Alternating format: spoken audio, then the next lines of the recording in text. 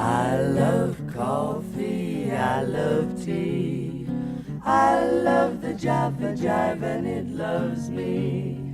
Coffee and tea and the Java. I am here with Legislator Rob Calarco for another Coffee with Connie, so welcome, Rob. Thank you, Connie, for having me here. You're very welcome. I was looking on your website, you had listed your priorities, Sure. which include public safety, job creation, economic growth, and making Suffolk County more affordable. Yeah, listen, our goal and what we have to do as a county is find a way to make our region a great place to continue to live and raise a family. And, Suffolk County has always been a draw for people to come and live in because of the great quality of life we have. And all of those things that are my priorities, whether it's public safety and making sure that our streets are safe for kids to go out and play in, or economic development to make sure people have jobs, is all about preserving that quality of life. Right. I know we work on a number of projects together. Our districts overlap. Why don't you explain where your district is, just for the folks that don't... Sure. So the 7th Legislative District is basically southwest Brookhaven town. It starts in Blue Point and goes east through Patchogue Village into East Patchogue and over into the Bellport Village line, and then it stretches north through North Bellport and Medford into Gordon Heights and a little bit of Middle Island. Great. Okay. And we are working on a project together. We both represent the area of North Bellport to enhance public safety, a very, very important project in North Bellport. Do you want to describe what we're doing? And I know you started this committee. Sure. So we've done this project. It's actually something we're doing in Gordon Heights as well together. We have to rethink how we approach public safety from the standpoint of how do we prevent crimes from happening in the first place, as opposed to just trying to lock the people up once they commit a crime. How do we keep them from actually doing it? How do we keep them from committing crimes? A lot of times we lock people up for a couple of years, and all it really does is give them a better education on how to commit crimes, because they go into jail and they learn from each other, just like other trades. And so we have to find how to break that cycle, and we are starting with a very aggressive approach through our police department, our deputy commissioner, Risco mentioned Lewis, to reach out to the kids before they get themselves in trouble, to reach out to those that are in the gangs and tell them, we want to give you a better way of life, and we're going to give you a comprehensive approach. We're going to give you everything you need to turn yourself around, become productive members of society again. Otherwise, you're going to face the consequences, and we're going to bring the hammer down. Now, this is a type of program that has been used elsewhere in Suffolk County, I know.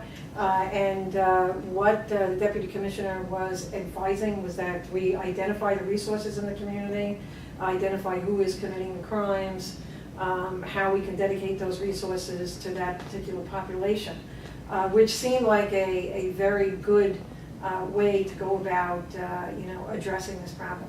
Now, what we found in North Bellport, describe the population that is involved in gangs or committing those. What you usually find is it's 5 or 10% of the population that lives in a neighborhood, and North Bellport is no different than anywhere else, that is responsible for 85–90% of the crime that goes on.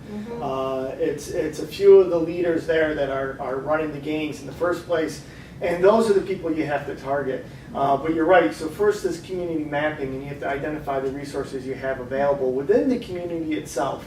And we have great resources in North Bellport between the Boys and Girls Club and Lighthouse Mission and REHAP and all the other organizations that are there. But we have to make better use of them. And I think part of that is doing the mapping and almost assigning tasks. And so everybody walks away with their own specific responsibility. Right. And what they found in North Bellport was that the population that's committing most of the crimes are the young adult males primarily in North Bellport. So that's the target population. And it does make sense, and as you said, there are tremendous resources in North Bellport from the Boys and Girls Club, Lighthouse Mission, REHAP, that we can utilize to address this problem. So finally, I think there's a spotlight on how to move forward and how to reduce the crime in North Bellport. One of the things that I do want to underscore to the folks watching is that North Bellport, you and I both walk that community, and you know, when I go down and I walk a block in North Bellport, you have good family, good family, good family, and then you have a house that is either drug involved or gang involved. Correct. So most of the people in North Bellport are good folks that are like everybody else, struggling to make a living and struggling to make their community a better place to live. So those are the folks that we want to help. Correct, and you know, unfortunately, this community has been plagued for so long because of those few houses, those Yes. few people who almost have the mentality of a gang running through their own family. Yes. We have to really take a different approach, and Mhm.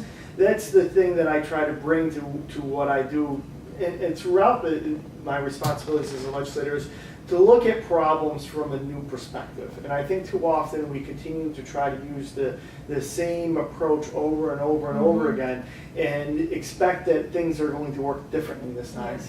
And so what we want to do is actually take a look at trying something different. And that's why this approach we're using with the Deputy Commissioner, mapping our resources, identifying those chosen individuals who are really the leaders of the problem, and addressing that directly is a far better approach than just continuing to go out with the cops and do a sweep and clean everybody up for a little while and then just have the problem return. We want to break the cycle and actually make it so that all those good families can start doing the next step, which is in making the better improvements to their neighborhood and really starting to feel as if they're safe, and then they will start investing and you'll start getting more people moving into the neighborhood. Right. Now, we worked on another project together in North Bellport, which was the gun buyback. And we were targeting illegal guns. Correct. You want to? Yeah, so the program went very well Yes. in North Bellport. We were able to raise quite a few dollars from private donors, and we took many guns off the street. I think we had Yes. 4 or 5 automatic assault rifles. We took over 30 handguns off the street, and 20 handguns off the street. And we did very well with it, and it was a very effective program. And while perhaps there were some of those weapons that came in that might have been in someone's attic that was Grandpa's gun from some time long ago, even that's an important part of it, because so many of Kids can get gunshot Sure, accidents occur that kids are Yes. accidentally shoot themselves or Yes. a friend, and Yes. you know, that's as tragic as a game shooting. Absolutely. And that was not funded through public funds. That was funded through a donation. Correct. It was all donations. We had a Mhm. very sizable donation from the Nap Sweezy Foundation, as well as you know, you did a lot of the collection as well, with private donors of other businesses. Right. And you had another program that was Play for Peace. What is that? Yeah, so Play for Peace is a soccer tournament that we started. Actually, this was our 5th year. We started it after the tragic murder of Marcelo Lucero in Patchogue. And what we wanted to do, and the goal of the program, is to kind of give people an opportunity to interact. What you usually find is that people of different cultures will find that they have a lot of similarities as they have an opportunity to meet and talk and find out that the other person is not so bad after all. And so that's what this was goal. It was to have something that everybody shared in common, which was, in this case, sports, and soccer in particular, and give them a day to interact with each other. And we have a very mixed crowd of teams. We had 8 men's teams and 4 women's teams, and they had a varied backgrounds from not just Latin American countries, but some homegrown teams here as well. Yes. And it was a successful tournament for Excellent. the 5th year in a row. And Yeah. we had a nice, at the end of this one this year, we actually had a nice dinner after to keep everyone Nice. there a little longer, mingling a little Good. longer, and it's been a real success. It's And- great. That's a great way to get people together, is, through sports. And people don't realize that soccer is the most popular sport in Yes, the world. it In is. the United States, we Yes, don't it realize is. that. We think it's football, but it is not. It is soccer. It's the other football. It's the other But, football.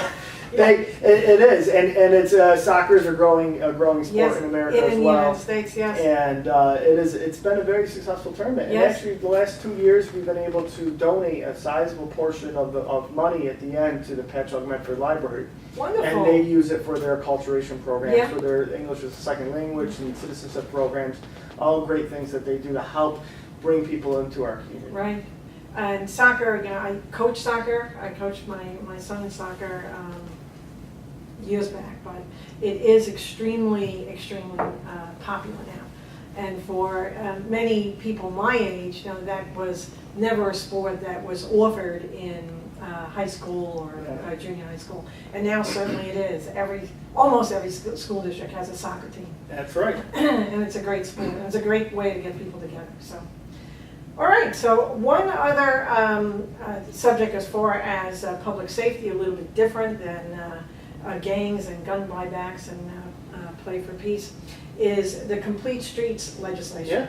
Yeah. Both you and I passed Complete Streets, I on the town level and you in Suffolk County. So you want to describe it? Sure. So Complete Streets, what it says is that we are going to start looking at designing our roadways in a fashion that accommodates all users. And unfortunately, Suffolk County, being a suburban county, really grew as an automobile-dominated culture, and still continues to be so. And as a result, now that we have more and more people who are walking and riding bicycles and using the streets in other fashion, our roads are becoming more and more dangerous for the other users. Mm-hmm. And so Complete Streets says that from now on, when we redesign a roadway, we're going to look at making it safe and accessible and usable by everybody, so that we may install sidewalks or a bike lane or some other crosswalks, just things that may not even be major changes to a road plan, but just enough to make sure that pedestrians can use the road as safely as the person in an automobile. Yes, and it has actually been very successful on the town level. When the highway department now goes and they do a paving project, they have to evaluate that roadway for sidewalks and bike lanes. So we're getting Complete Streets all over the town. It is a great, it's just, for me, it's just such a rewarding thing to see sidewalks and bike lanes on the roadways. People don't realize that when they're pedestrians and cyclists, we have one of the highest rates in the country as far as Suffolk County is concerned for deaths on the roadway. And many of them are either young people or seniors. So when you look at who has those accidents, it's kids or seniors. So it's very, very important to accommodate those users on the roadway. So now both Suffolk and it is. Brookhaven are doing it. And for Suffolk County, especially since we have some of the bigger, higher volume traffic roadways, it's not just for the bicyclists, it's also for mass transit. Because we're going to have to start thinking about how we're going to move people and not have them rely on the automobile. And so the railroad, the Long Island Railroad, does a terrific job getting people east to west, but it doesn't do a very good job getting north and south. And that's what many of the county roads do. They go north and south, like Nichols Road and County Road 101. And part of how this ties into our overall picture is we're doing a study now for a bus rapid transit system. They're going to allow for us to provide a faster bus service along these routes. 110 is a prime example of where this will work. And by doing Complete Streets in our road designs, we'll look at where we want to do cutouts so the buses can get around an intersection and get a fast track through a red light, as opposed to having to sit through the traffic with everybody else. And if you start making it that the buses run quicker down the road than the automobile does, you might get more people to use that. Absolutely, that's a great project. Suffolk County is moving forward, and the buses already have bike racks on them. So if you want to ride your bike to the bus stop, you can do that and just put it on the bike rack. So that's great. That's a great program. And that leads us into something also we're working on together, which is a TOD in North Bellport. And a TOD is a transit-oriented development. And we're working on that together in that we're looking for a sewer grant. Correct. For that.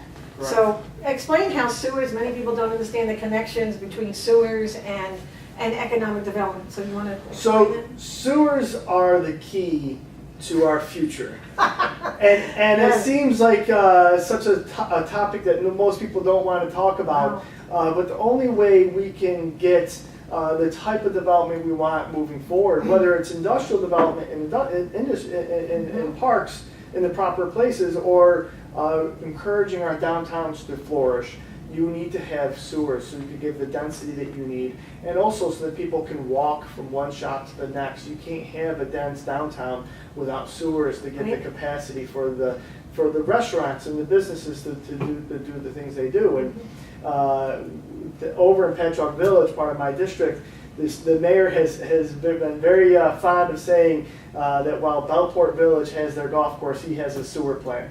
And if you look at the things we've done in Patchogue Village, it shows how important it is.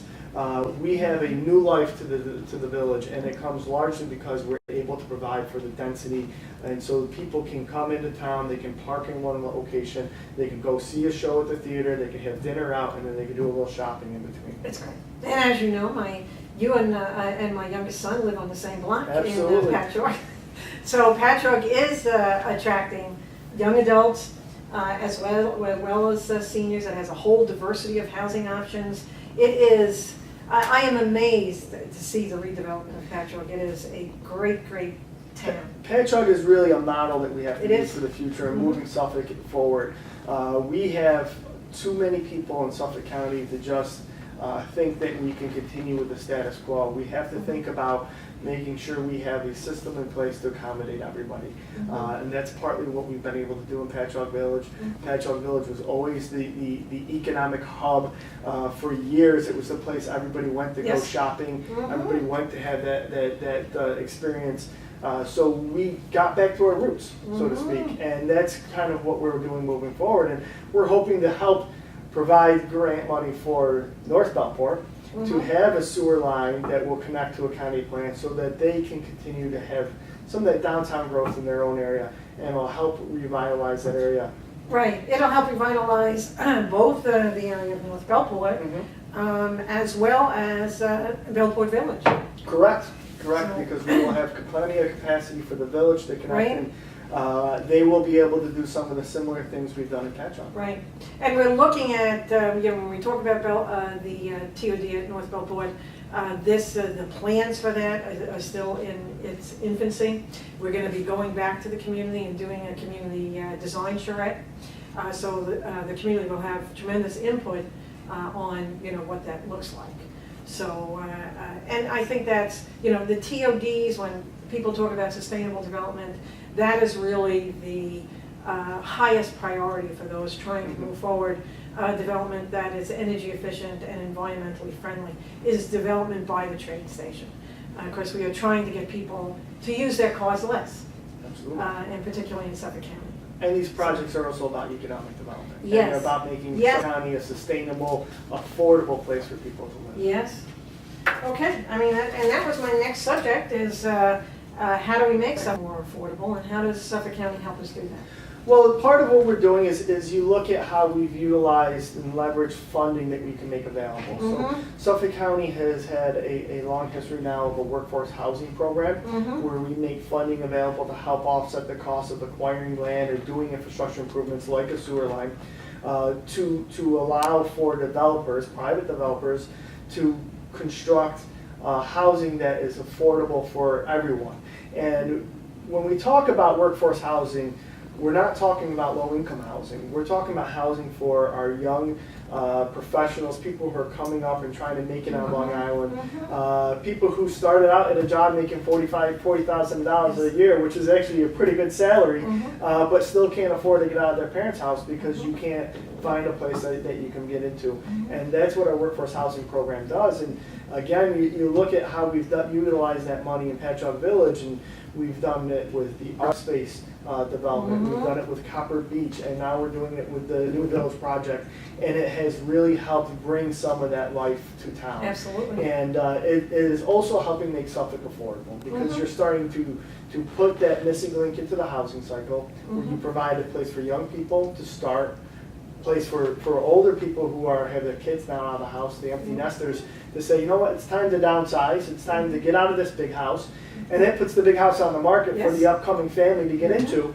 And it creates that housing cycle that we've been missing, because what we've developed is just single family homes over and over again, which is part of the suburban dream. And there's you lose that piece of the housing cycle. And by putting it into place, we make those suburban neighborhoods, again, the single family neighborhoods, affordable for families to get into. And you take away the illegal apartments that are in them. Right. And, people we have a plethora of single-family homes in Suffolk County. What we don't have enough of is the other options. So, you know, there's a real lack of supply for rental units in Suffolk County. There is, and it makes the demand that more difficult. Mhm.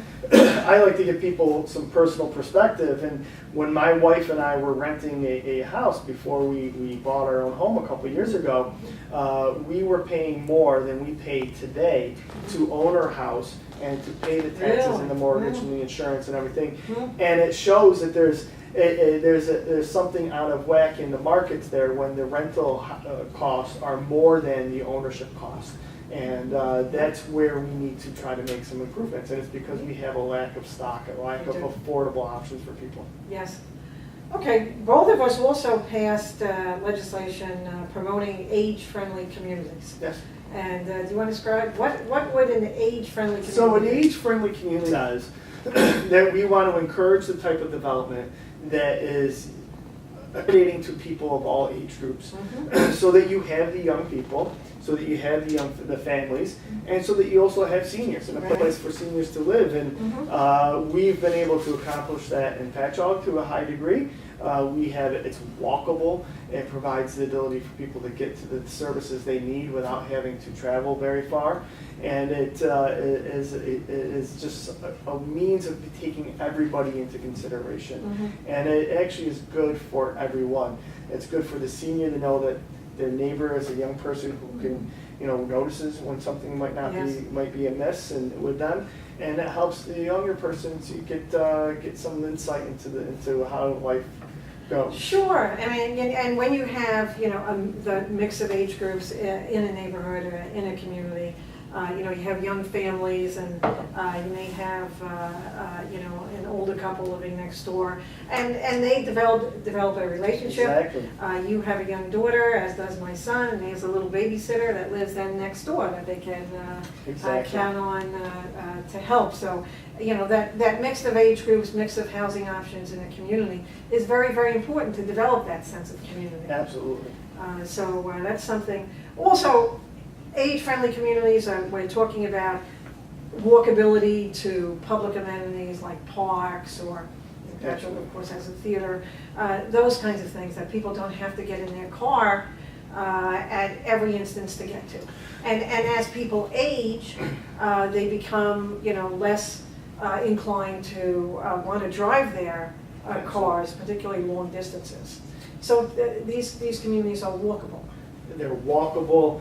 They can get to the store to pick up a few items. Yes. The corner stores there, or even a small grocery. Yes. And they're able to do some of their day-to-day activities without having to rely on the vehicle. Get in the car. Especially as some folks get older, Right. they can't drive the car anymore. Right. Their vision may be going, and they will be more reliant on somebody else to get them places. But now, Right. if you give them the ability to live someplace where you can do that, as opposed to a PRC, a planned retirement community, is where that's built off the highway, where the only way those folks have a way of going any place is getting onto a highway, which is can be a difficult situation. Absolutely. In the town, I had passed this legislation that's called Universal Design, which also helps with that. It's an incentive program. So developers are given a break on their building permit if they comply with universal design criteria, which is you have zero-step entrances. So if someone has a wheelchair or mobility problem, it's easy to get into the house. The first floor has a bathroom that's large enough to accommodate a wheelchair, things like that. So simple things like that accommodate a population that is getting older. Sure. Particularly in Suffolk County. And it's an important thing to do in Suffolk, because we have the fastest aging population in the state of New York. Is that right? We have more seniors who are reaching retirement age than any other place in the state. And it is partly a testament to how well we have grown since the World War II and the post-war period. And we have more of that age group, and so we have to be mindful of their needs so that we can make sure they continue to be able to stay in Suffolk County and be a part of our life. Right, and enjoy it. And enjoy their lives. Exactly. We're also share parts of the Coleman's River. Yes. And that is a big effort on the part of the town of Brookhaven to ensure that the Commons remains a high-quality waterway that it is. Absolutely. It is a great river, is one of the rivers that I enjoy kayaking on. And for those people who haven't done that, kayak down the Commons, either getting in Absolutely. at South Haven or south of Lower Lake. It is a great, great experience. And we are working to preserve that. And I know you're working on some preservation initiatives, whether that be the horse farms or... Sure. So Suffolk, as you know, we have a very robust open space program that we've been running for many years. And we work as partners Exactly. a lot, Suffolk County and the town of Brookhaven. Partner up actually to buy particular parcels. When we're able to combine our resources, Yes. and especially now moving forward as the county resources are becoming a little tighter to have, Right. By working together with Mm-hmm. the town of Brookhaven to identify those parcels that are the most important to preserve, especially along the Carmen's River. That's where we want to try to direct our Mhm. funding and the few resources we have left so that we can protect what we have.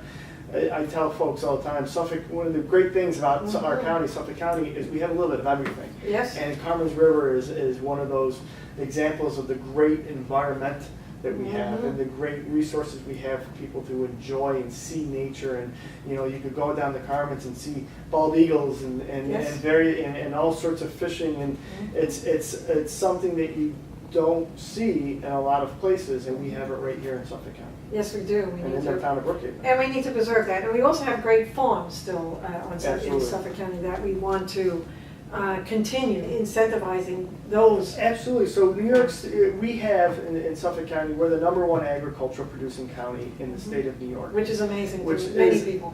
It blows Including people myself. away. And one of the things I've kind of taken an interest of, and is something that spans both of our districts, even the parts that we don't share, is the equine industry, the horse farms. Yes. And there we are actually the 6th largest county in terms of horse population in the state of New York. Wow. Again, a thing that most people don't No. realize, and we're actually we fall behind Nassau County, who's 5th largest. So we have a very large equestrian community here in Suffolk County, and unfortunately for years, they've always been left behind when we do our agricultural programs because they're not, I guess most people think of the horse farm as polo. And, and that's not the case. No. And through both of our districts, it's not the egalitarian community. These are average middle class, working class people who this is their thing, and for some of them this is their livelihood, and they were never able to be included because activities like horseback riding, lessons, horse training were never considered as part of agriculture, and so they were never able to use that to apply for the programs. And that's something we lobbied for, not only on the county level, but with New York State, and New York State has now added those activities as bona fide agricultural activities. And we've adopted that same code into our farmland preservation program. So now, when you have that horse farm in Yapping that is 10 or 15 acres, and they do riding lessons and everything else, this is an opportunity for them to be able to preserve. And not only does that preserve the industry and the culture of the equestrian community, that helps protect our open spaces. That's great. I have a horse farm in, I don't have one, there is one in Middle Island that Absolutely. I walk by every day when I get to do my little exercise, and they key into the disabled population. Absolutely. And they bring in kids and have them ride the horses, and it means a tremendous amount, to them. It So has it's a a real great farm. therapeutic Very ability to therapeutic, it, not just for developing with mental disabilities, but also physical disabilities because of the activity it takes to actually stay on that horse while you're riding it. It actually helps develop and improve physical disabilities as well. Okay. Another area we share is Gordon Heights. Yes. Right now, we're working on a very, very successful committee in Gordon Absolutely. Heights to deal with some of the housing issues there. Absolutely. So do you want to describe that? Sure. So Gordon Heights is a neighborhood that I've kind of picked up new this year. Yes. I always had a little bit of the neighborhood, but now I will represent the whole community. And We really are, it's again, we're taking a different approach to dealing with a problem. So we have these houses that are being crammed full of 20 and 30 people, and many times those individuals are receiving assistance from social services, they're getting a housing voucher, and it has been this continual plague on this otherwise great middle-class neighborhood. And we wanted to take a different approach to dealing with the problem. So we have been working with the town of Brookhaven and the Civic Association and the Greater Gordon Heights Coalition, and actually we've left it to the coalition to chair our meetings, Yes. which is an important part of the aspect here, because it's important to have the community lead the way, and we provide the resources for them to achieve their goals. And we have James Freeman as our James Freeman is our the chair. president, who's the chair. He's done a fantastic He job. has. And it's really the same principles that we're talking about in Bellport, applying it a little bit differently for a different problem. But we've mapped the resources, we figured out what's there to help, and instead of demonizing the people who live in the housing, we are reaching out to them. And we're saying, and this is a great aspect. I think this is a great aspect. We're going to help you find the right place to live. Right. We're going to help direct you in the right places. If you receive social services assistance, we're going to find the better places for you to go that run a proper house, as opposed to this place where there's just 20 people crammed into a house, which is going to be detrimental on any neighborhood. Absolutely. And so we have DSS involved from Suffolk County. We have our building inspectors, our law investigators. The police department, Suffolk County Police, has been very involved and very helpful here. So we have a whole series of both agencies and departments all around the same table. And not just governmental. We brought in Talbot House and that's right. Yes. We've brought in the drug rehab homes that will provide alternative services, because some of these people that are in these houses, they've always used this moniker of a sober home, which they are not. Yes, not anything but. And the people inside, they do have substance abuse problems, and they do need help, and they do need treatment, and they're not getting it there. In fact, they're getting subjected to the same problem over and over again. So by including those types of entities as well, we're giving people a place to get the services they actually need. Right. And it works. We target a particular house, Correct. or we pick a particular house, and then we gather the different agencies at Granny Road Park and go to that one house in mass. So that's how it's been working, and it's been working. We go as one unit, as a comprehensive approach. Yes. And by reaching out to the people in the house, we actually get around one of the biggest problems that we face with these places, and it's getting into the home. As you know well, the town inspectors can't just go into a house without permission to come in. By reaching to the people who live there, we get them to say, yeah, come on in, see what we're dealing with. And that allows the town to come in, it allows the town to act and to give violations where appropriate, which then allows the county to pull our social services clients out of these houses, and it makes the approach workable, as opposed to just continuing to do the same old thing. Right, and it's been a very successful program. All right. Did I miss anything? Is there something else you want to cover? No, I think we're pretty much touched on everything. Okay. It was great being here. I really appreciate the invitation. Great pleasure. Thank you very much. Thank you, Connie. Thanks.